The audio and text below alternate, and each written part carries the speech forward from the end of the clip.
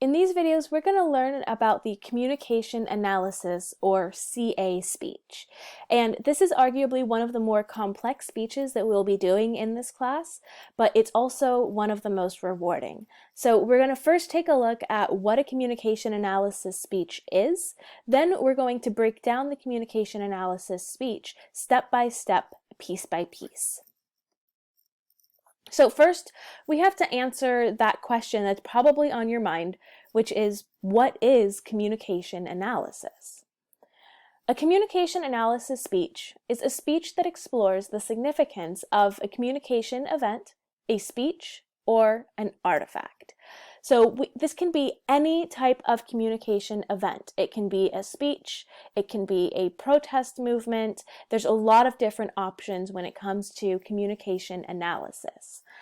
And the whole idea of communication analysis is that we are taking this artifact and we are putting it under the microscope of rhetorical theories and techniques.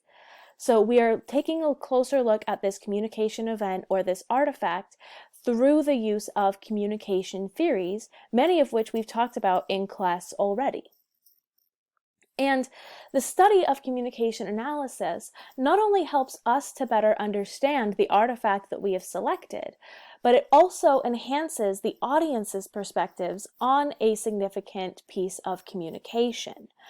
And so it gives us the ability to really dive into this event, this artifact, and really try to understand it better using some of the techniques that we have talked about and will talk about for the rest of the semester.